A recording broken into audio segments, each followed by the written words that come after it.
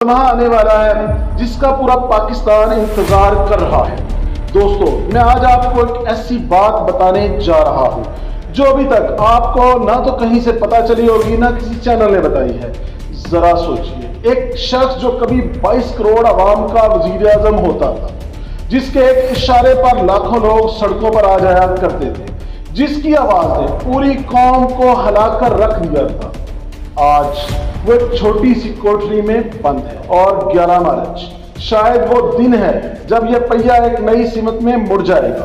आज की इस वीडियो में हम आपको बताएंगे वो खुफिया कानूनी चाल जो इमरान खान की टीम ने चल दी है, वो एक जुमला जो अदालत में सब कुछ पलट सकता है, और वो सवाल जिसका जवाब पूरी कौम ढूंढ रही है। लेकिन पहले एक काम कीजिए, अभी इस वीडियो को लाइक करें और चैनल को सब्सक्राइब करें, क्योंकि आगे जो इंकशाफात होने वाले हैं वो आपको क्या इस पूरी धरती को हिलाकर रख देंगे। दोस्तों, जरा पहले पीछे चलते हैं, क्योंकि जब तक आप पूरी कहानी को नहीं जान पाएंगे असल बात भी आपकी समझ में नहीं आएगी। अप्रैल 2022 की बात है। इमरान खान वज़ारत उज़्मा से हटाए गए। मई 2023 में पहली गिरफ्तारी, मुल्क में आग लगी। अगस्त 2023 इद्दत केस में सजा, 3 साल कैद, और फिर एक के बाद एक मुकदमे जैसे कोई जंजीर बनाई जा रही है। लेकिन हर जंजीर की एक कमजोर कड़ी होती है, और इमरान खान की कानूनी टीम को वो कड़ी मिल गई है। जानते हैं वो कड़ी क्या है? आइन का मुनसिफाना समाअत का आर्टिकल 110 और 810 बुनियादी हक जो कि हर पाकिस्तानी को हासिल है, इमरान खान को भी है। और अगर अदालत मान ले कि यह हक पामाल हुआ है तो खेल बदल जाता है। आइए अब आते हैं वो 4 बातें जो मीडिया सबसे छुपा रहा है। नंबर 1, खुफिया कानूनी हिकमत अमली। इमरान खान की कानूनी टीम ने 11 मार्च की समाअत के लिए एक नई पिटीशन दायर कर दी है। ये आम दरखास्त नहीं है, इसमें 47 सफ़ात पर फैली हुई दलील है कि मुकदमे की पूरी बुनियाद ही गलत है। कानूनी माहिरीन कह रहे हैं ऐसी दलील पहले कभी नहीं आई। इंकशाफ नंबर 2, जज की तब्दीली। क्या आप जानते हैं कि इस केस की समाअत करने वाले जज तब्दील हो गए?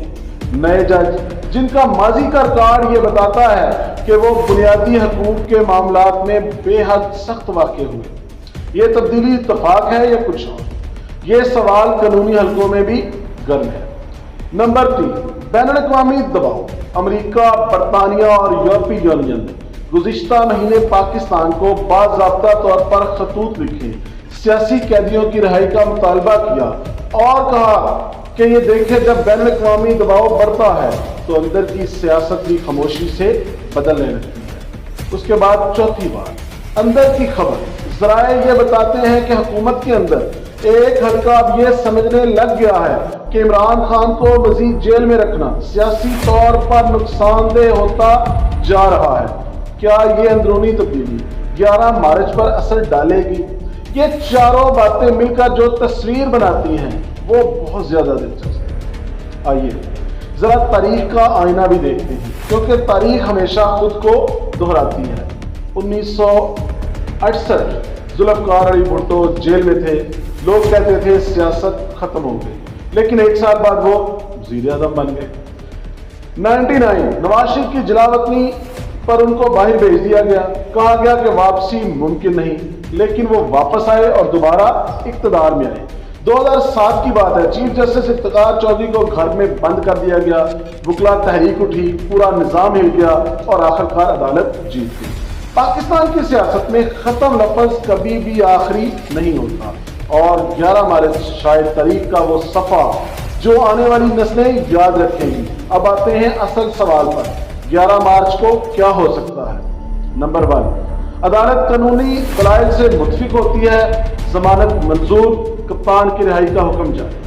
पाकिस्तान की सियासत एक लम्हे में पलट जाती है, सड़कों पर जश्न और एक नई सियासी जंग शुरू। नंबर 2, सियासत मुलतवी। समाअत को मुलतवी कर दिया गया या दरखास्त मुस्तरद कर दी गई।